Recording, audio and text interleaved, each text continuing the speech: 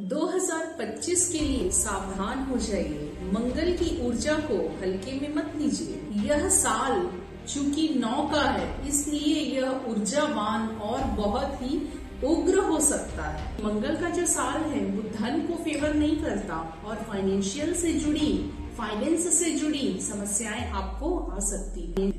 नमस्कार दोस्तों, मैं Sakshi Mishra, numerology expert, vastu consultant, रत्न एडवाइजर एंड करियर काउंसलर, आपके YouTube channel life of destiny में आपका स्वागत करती हूँ, अभिनंदन करती हूँ। 2025 आपके लिए एक ऐसा साल है जब आपका ही धन, आपका ही पैसा आपके लिए खतरा बन सकता है। मंगल का जो साल है वह किसका है? 9 का अंक। न्यूमरोलॉजी के अनुसार 9 का अंक बनता है 2025 और मंगल उग्रता का प्रतीक है। तो जाहिर है यह साल उग्रता से भरपूर रहेगा। मंगल की शक्ति आपकी कुंडली और आपकी आर्थिक स्थिति को प्रभावित करने के लिए तैयार है 2025 में। क्या आपने अपनी फाइनेंशियल प्लानिंग की है? अगर नहीं तो यह साल आपके लिए कहर बन सकता है। मंगल और फाइनेंस का आपस में बहुत ही गहरा कनेक्शन है। न्यूमरोलॉजी के अनुसार यह साल फाइनेंस से जुड़ी समस्याओं को बढ़ा सकता है। 2025 में मंगल का प्रभाव बेहद प्रबल रहेगा। अगर आपने लापरवाही की तो परिणाम भयावह हो सकते हैं। क्या परिणाम होंगे? आपके द्वारा किए गए निवेश डूब सकते हैं। आपको फाइनेंशियल क्राइसिस का सामना करना पड़ सकता है। बैंकिंग फेलियर हो सकते हैं। आपने किसी से कर्ज लिया, ऐसा हो सकता है कि आप उस कर्ज को पटाने में असमर्थ हो जाएं। कर्ज वालों पर भारी दबाव आ सकते हैं।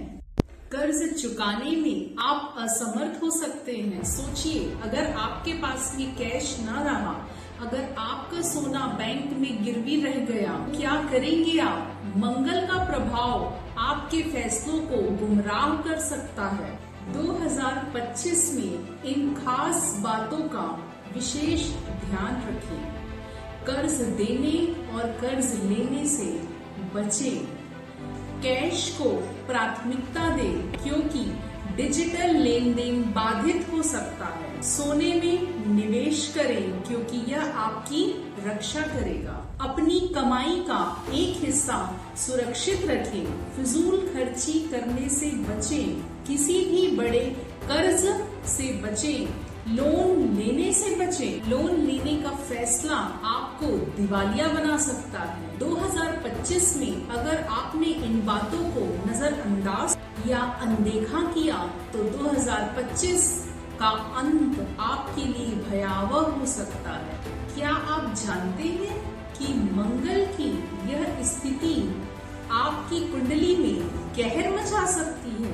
क्या आपने अपनी कुंडली का विश्लेषण करवाया है? अगर नहीं तो यह आपकी सबसे बड़ी भूल हो सकती है। जैसा कि हमने आपको पिछले साल भी बताया था, 2024 जो शनि का साल था, शनि कर्म फल दाता है, न्याय का देवता है। आपने देखा कि इस साल सभी के फैसले हुए। 2024 जो रहा वो कुछ लोगों के लिए तो बहुत भयंकर रहा। किसी की नौकरी गई तो किसी का कुछ गया तो किसी का कुछ गया। तो हमने पहले भी ये बताया था कि शनि का साल कैसा रहेगा। उसी प्रकार आज हम आपको फिर से एक बार बता रहे हैं कि मंगल के साल में सावधान हो जाइए, क्योंकि अगर आज फिर आपने हमारी बात नहीं मानी तो फिर आपको पछताना ना पड़े। मंगल का जो साल है वो धन को फेवर नहीं करता और फाइनेंशियल से जुड़ी समस्याएं आपको आ सकती हैं। और अपनी कुंडली और फाइनेंस से जुड़ी समस्याओं के लिए तुरंत समाधान पाएं और इस साल के लिए अपनी फाइनेंशियल प्लानिंग हमसे डिस्कस करके जरूर करें। मंगल की जो उग्र ऊर्जा वह आपकी योजनाओं को बिगाड़ सकती है। यह साल चूंकि 9 का है, इसलिए यह ऊर्जावान और बहुत ही उग्र हो सकता है। खासकर वित्तीय मामलों में, वित्तीय निर्णयों में, आर्थिक स्थिरता के लिए मंगल का प्रभाव गलत फैसले, आक्रामकता और वित्तीय जोखिम बढ़ा सकता है। न्यूमरोलॉजी सेवाओं के लिए आप हमसे नीचे दिए गए इस नंबर पर तुरंत संपर्क कर सकते हैं।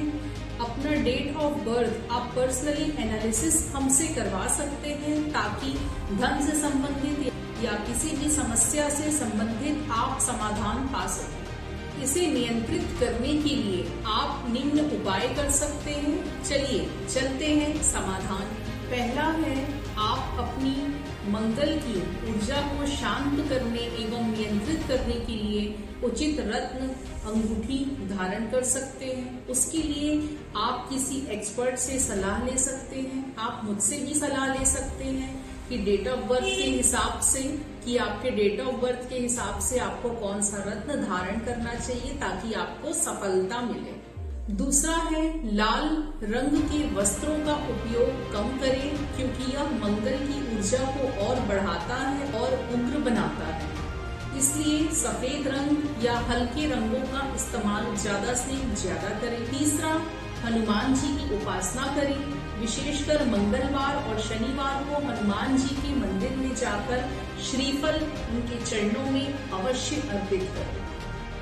हनुमान जी की पूजा एवं आराधना अवश्य करें। यदि आप रोज नहीं कर सकते तो कम से कम मंगलवार और शनिवार के दिन हनुमान चालीसा का पाठ अवश्य करें, क्योंकि यह साल स्पिरिचुअल का साल है और आपको स्पिरिचुअल आध्यात्मिक जरूर होना पड़ेगा, क्योंकि ज्ञान से ही धन आता है और ज्ञान रहेगा तो धन की वृद्धि आप ही होगी और परमात्मा से जुड़े रहने से आप सभी समस्याओं से अवश्य बचे रहेंगे। चौथा है, अपनी फाइनेंशियल प्लानिंग जरूर करें।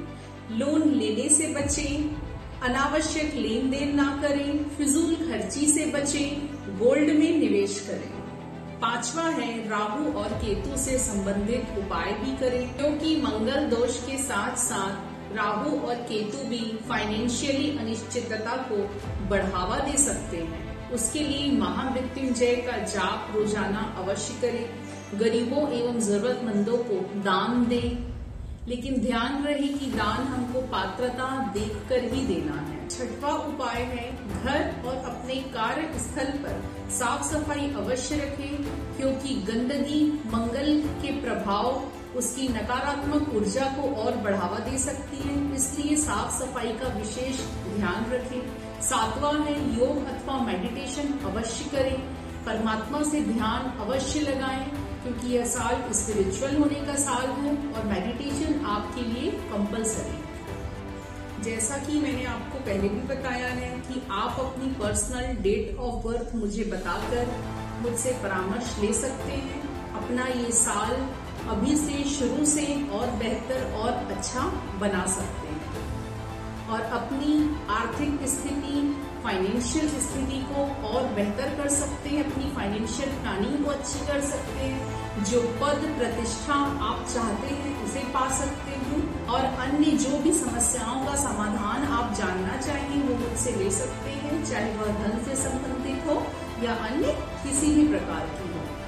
यदि आपको मेरे द्वारा दी गई जानकारी पसंद आई हो तो मेरे वीडियो को शेयर जरूर कीजिए और चैनल को लाइक एंड सब्सक्राइब जरूर कीजिए। धन्यवाद। जय हिंद, जय भारत।